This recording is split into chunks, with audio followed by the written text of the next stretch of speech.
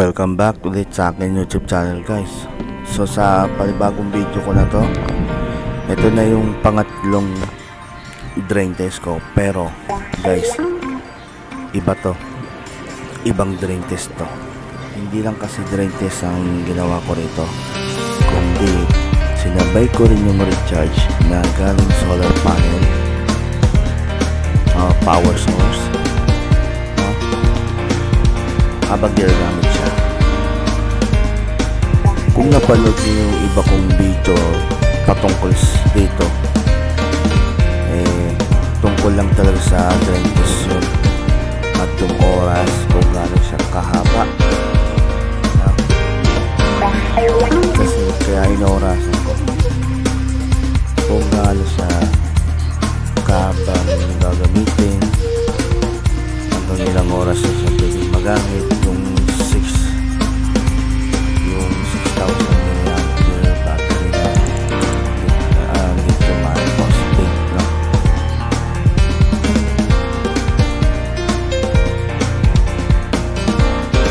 So dito tayo nagsimulan lahat sa 13.1. Umaga to, guys. Ayan, no, medyo makulimlim. Okay, pero nagpo-produce naman siya, kaya wala rin problema. Ayan, guys, i-post nyo na lang tong chart na to. 8 ng umaga. So madilim-dilim kung mapapansin niyo yung labas.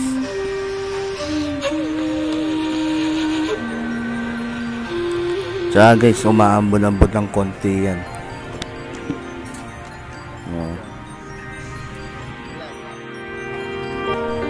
Yung 7 to 9 AM ganito ang itsura. Okay, nakatago yung araw.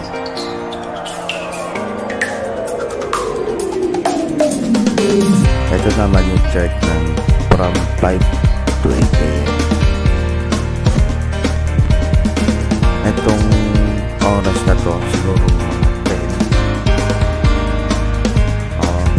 Kaya hindi nga ako nagkamali, mga 10 na 10:45 AM. Mga dyan lang 13.3. Isa lang kasi naka-charge dito sa phone, kaya umaga siya. At ganyan pa rin ang itsura ng langit. Natatakpal pa rin ng makapal na ulap yung araw. So ito,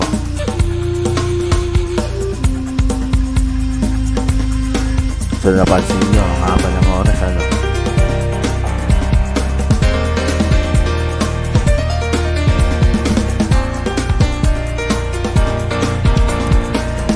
So dito naman almost magkalaw, 4 minutes na lang, 1 na. Ito yung time na sumikat talaga yung araw.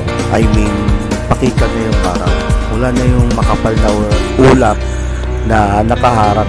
So nakalatag ngayon ng solar panel directly sa araw. So ito yung maganda-gandang record, no, yung alas 2.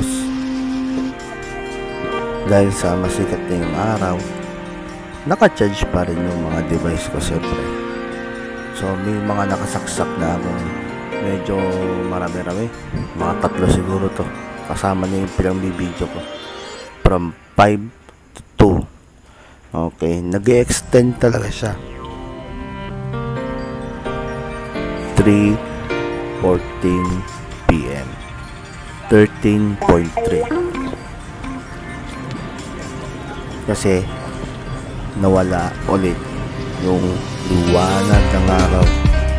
Natakpan ulit siya ng makapal na ulap, guys. Ito yung nakasaksak, power bank. Dito, this type pala, guys. Tapos pala itong matches itong puti. Kaya dalawa lang pala. Kaya yung electric pad pala doon sa taas, nakabox din, connected din. Sa mga note pala na ganito, pwede nyo i-post to para makita nyo talaga na maigi. sa maghapon, time goes by, ganun pa rin, natatagpan pa rin yung araw ng maulap na yan. Walang masyadong sikat na araw. So pangatlo pa naman to sa mga record, no? So dapat special yung araw na to kasi magre-recharge ako habang ginagamit. So wala eh, tag-ulan kasi guys eh, diba? Naintindihan nyo naman.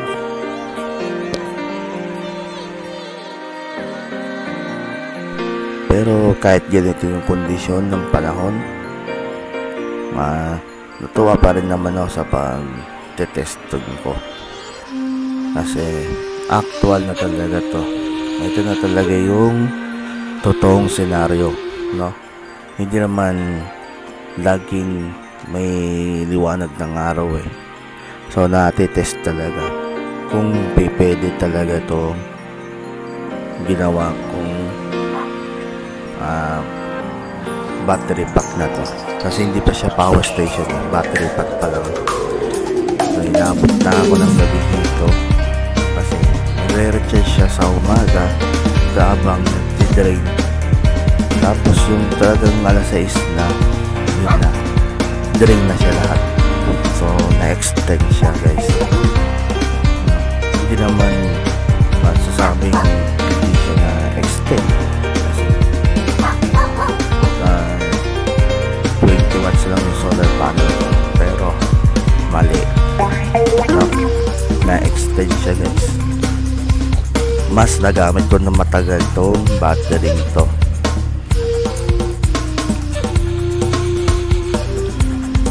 So ano nga bang mapupulot na aral sa video nito para sa mga technician kagaya ko at sa mga bagong electrician o technician dyan? So ito yung mapupulot ng aral dito guys. Dapat yung solar setup natin is equalize sa isa't isa. Okay? Kung ang battery mo is, halimbawa yung sa akin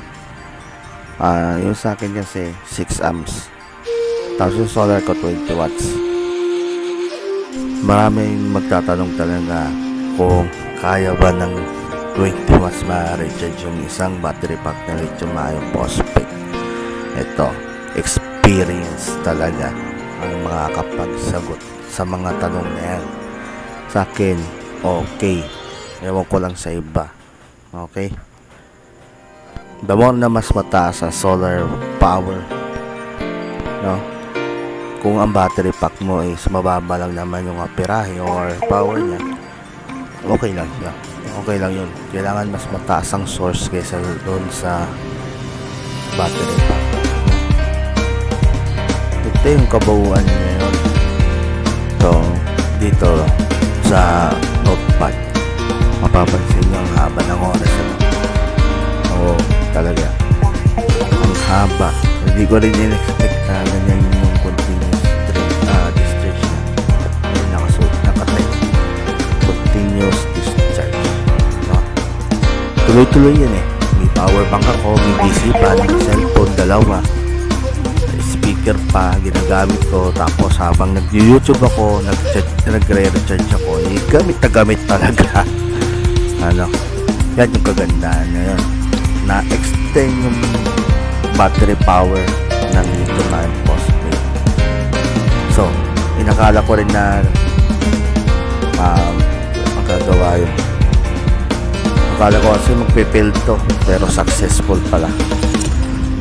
So, dito ko na muna tatapusin ng video na to.